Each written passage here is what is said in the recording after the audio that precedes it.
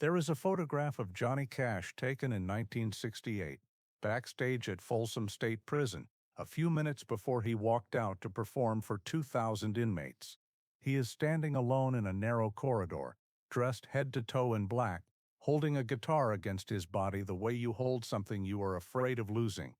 His face is turned slightly away from the camera, as if he is looking at something no one else in the room can see. What he was looking at, though nobody knew it at the time, was a grave in Arkansas. The grave of a 12-year-old boy who had died 24 years earlier on a table saw in a sawmill, who had wanted to be a preacher, who had been the most important person in Johnny Cash's life, and whose absence had shaped every song Cash had ever written and every piece of black clothing he had ever worn. His name was Jack Cash. He was Johnny's older brother, and the story of what his death did to the man who would become one of the most important artists in American music is a story that Cash spent 50 years trying to tell and never quite managed to tell completely, because some losses are too large for any single telling, too fundamental to the structure of a person's life to be summarized or explained or resolved. Jack Cash died in May 1944, and Johnny Cash spent the next 59 years of his life carrying that death with him everywhere he went, into every recording studio and every concert hall and every dark hotel room in every city he played, wearing it on his body in the form of black clothes that he chose every morning as a reminder of everything the world had taken from him before he was old enough to understand what taking really meant. This is that story, not just the story of a death, but the story of what a death can do to a life. How a single loss sustained at the wrong age in the wrong way can hollow out a person and fill that hollow space with something that is simultaneously grief and gift, something that drives you toward the most honest version of yourself even as it never stops hurting, something that you would not trade away even if you could, because without it you would not be who you are, and who you are is the only thing you have ever truly had. Johnny Cash was born in 1932, the fourth of 7 children in a family that had very little of anything except each other. Kingsland, Arkansas was a small town in every sense of that phrase, and the Cash family's life there was defined by the kinds of constraints that Depression-era poverty imposed on rural Southern families. Hard work, limited options, and the particular psychological weight of knowing that the world outside your circumstances was largely indifferent to whether you survived or thrived, or simply disappeared into the flat Arkansas landscape without leaving a mark. Into this environment, Jack Cash had arrived 2 years before Johnny, and from the beginning, he was different from his younger brother in ways that were apparent to everyone around them. Jack was serious in a way that children usually aren't, possessed of a moral seriousness that expressed itself not as priggishness or self-righteousness, but as genuine care, a real and sustained attention to the question of how to live rightly in a world that made living rightly very difficult. He read the Bible with the same absorption that other boys brought to adventure stories. He talked about becoming a preacher with the kind of certainty that most people reserve for things they have already decided rather than things they are still hoping for. And he treated the people around him, including his younger brother, with a consistency and a warmth that was extraordinary in a child and would have been extraordinary in an adult.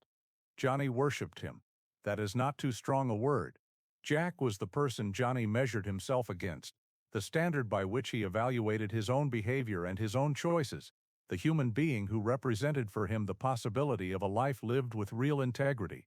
When Jack praised him, it meant more than praise from any other source. When Jack disapproved, it registered more deeply than any punishment his parents could have devised.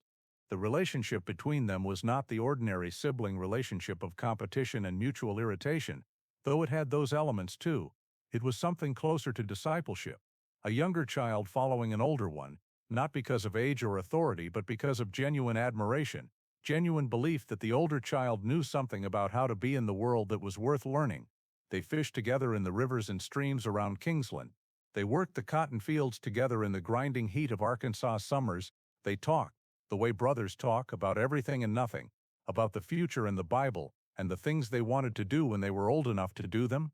Johnny was going to be a musician, Jack was going to be a preacher, and both of them, in the particular way of children who have not yet learned to be realistic about such things, fully believed that these futures were waiting for them, that the world would eventually open up and allow them to become the people they already knew themselves to be.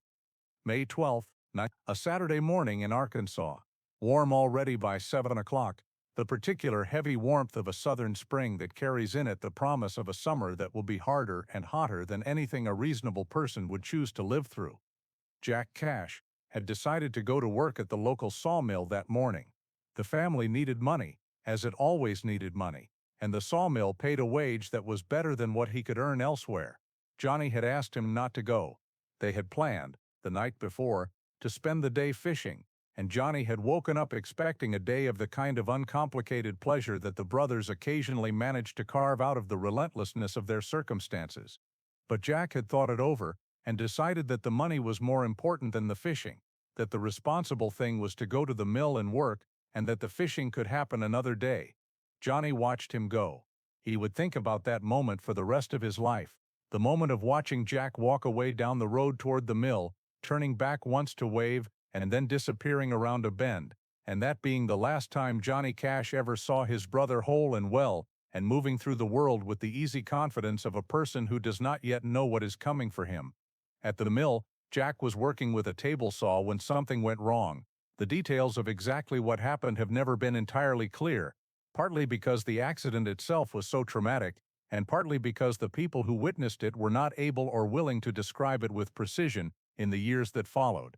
What is clear is that Jack was caught by the saw in a way that caused catastrophic injuries to his abdomen, injuries so severe that it was immediately apparent to everyone present that he was not going to survive. He was taken to a hospital in Dyess, the town where the Cash family had by then relocated, and he lingered there for a week.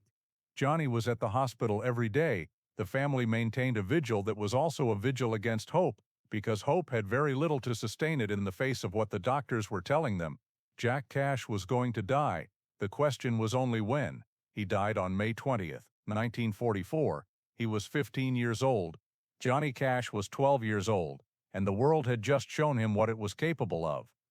The immediate aftermath of Jack's death was a period of grief so overwhelming that Cash described it, decades later, as a kind of erasure, a feeling that the self he had been before May 1944 had simply ceased to exist, and something else had taken its place, something that looked the same from the outside but was fundamentally different inside, hollowed out in a specific way that nothing subsequent would ever entirely fill. His father, Ray Cash, responded to Jack's death in the way that hard men of that era and that place typically responded to catastrophic loss, by going silent, by pushing the grief down into a place where it could not be seen or spoken about, by continuing to work and to provide for the family as if the only appropriate response to the worst thing that had ever happened was to pretend that the daily business of living could simply continue unchanged. Ray Cash had not, by most accounts, been an emotionally available father before Jack's death. He became even less available afterward, retreating further into the silence that was his default mode, and leaving his surviving children to work out their grief largely on their own. Johnny's mother, Carrie Cash, grieved differently, more openly and more expressively, and she also did something else that would turn out to matter enormously in the long term. She kept singing. The gospel music that had always been a feature of the Cash household continued after Jack's death, and it provided Johnny with something he needed desperately in those first months, a language in which the size of what he felt could find some expression, a form in which grief and faith and the complicated relationship between them could coexist without either canceling the other out. But what Cash experienced in the months and years after Jack's death was not just grief in the ordinary sense. It was also guilt, the particular guilt of the survivor, the person who had wanted to go fishing instead of working, and who was therefore alive while the person who had chosen to do the responsible thing was dead. Cash knew, rationally, that he had not caused Jack's death, that his desire to go fishing rather than work at the sawmill had no causal connection to what happened at the mill, but the knowledge of that rational innocence did not prevent him from feeling, in some deep and irrational place that rational argument could not reach, that he owed Jack something, that surviving when Jack had not was a debt that would require the rest of his life to repay. That feeling shaped everything that followed. It shaped the music, which from the very beginning had a quality of moral seriousness and emotional weight that was unusual in popular music, a sense that the songs were not entertainment in the ordinary sense, but something closer to testimony, a person bearing witness to the reality of human experience without flinching or softening. It shaped the choices Cash made when the music industry tried to push him towards safer and more commercial material, because Cash had learned at 12 years old that playing it safe was no guarantee of anything, and that the only honest response to a world that could take your brother from you without warning or reason was to tell the truth about what that felt like. It shaped the relationships he formed throughout his career, the particular intensity with which he connected to audiences who were themselves living in difficult circumstances, the men in prison dining halls and the workers in poor communities, and the people on the margins of American life who heard in Cash's voice something that spoke directly to their own experience of loss and hardship. Cash understood those people not because he had read about their lives or studied their circumstances, but because he knew from the inside what it felt like to have the ground taken out from under you, to discover that the world was not organized around your survival or your happiness, to have to find a reason to keep going when the most compelling reason you had was suddenly gone, and it shaped, most visibly and most literally, the black clothes. The decision to wear black every day was not made all at once or announced with any fanfare. It developed gradually, over years, as Cash found that the black expressed something he didn't know how to express any other way, something about the weight he carried and the losses he was still in the process of absorbing, something about his refusal to perform a cheerfulness or a lightness that he did not feel. By the time the black became his signature, so associated with him that it was impossible to imagine him dressed any other way, it had already been doing its work for years, quietly marking him as a man who remembered, who had not moved on, who was carrying something that most people preferred not to look at directly. Cash wore black before it became his trademark, and before he wrote the song that explained it, he wore it intuitively, instinctively, because it felt right in a way he couldn't immediately articulate, but that had to do with Jack, with the Arkansas grave, with the permanent presence of loss in everything he did. Black was the color of mourning, yes, but it was also the color of a certain kind of honesty, the refusal to perform cheerfulness or optimism or the uncomplicated happiness that popular entertainment typically demanded of its stars. Cash was not cheerful. He was not uncomplicated. He was a man who had lost his brother before he was old enough to understand what loss meant, and who had spent the decades since trying to make sense of that loss through the only medium that seemed adequate to its size. When he finally wrote Man in Black in 1971 and offered the world an explanation of why he dressed the way he did, the explanation he gave was political and social, about the poor and the imprisoned and the forgotten and the victims of unjust wars. And all of that was true because Cash's empathy for the dispossessed was real and deep and directly connected to his own experience of what it felt like to be overlooked and undervalued. But underneath the political explanation was something more personal and more fundamental, something he only talked about obliquely, even in his most candid moments. The black was for Jack. It had always been for Jack. Every morning for 50 years, when Cash put on the black clothes that had become as much a part of his public identity as his voice, he was doing something private and devotional, marking himself as a person who remembered, who had not moved on, who was still in some essential way standing at the foot of a hospital bed in Dyess, Arkansas, holding his brother's hand. There is a paradox at the center of Johnny Cash's relationship with his brother's death, and it is a paradox that Cash himself acknowledged in his more reflective moments, that the loss of Jack, the worst thing that ever happened to him, was also the source of the best things he ever made. Not because suffering automatically produces art, which it doesn't, and not because grief is in itself a creative force, which it isn't, but because the specific nature of what Jack's death did to Cash, the way it installed in him a permanent awareness of mortality, a permanent resistance to the comfortable lie, a permanent need to say the true thing rather than the easy thing, happened to be exactly the set of qualities that great music requires. Without Jack's death, Cash might still have become a musician. He had the voice and the instinct and the particular relationship to rhythm and melody that suggests genuine musical intelligence. But without Jack's death, it is hard to imagine him becoming the specific musician he became, the one whose work carries in it this quality of having been made by someone who knows what is actually at stake, who has felt the ground give way beneath him and learned to sing from that place, rather than from the safe ground everyone else prefers. Jack gave him the darkness that made the music honest. He gave him the guilt that made him stand up for the forgotten and the imprisoned, the people who were living in the kinds of circumstances where Cash's darkness was not a literary choice, but a daily reality.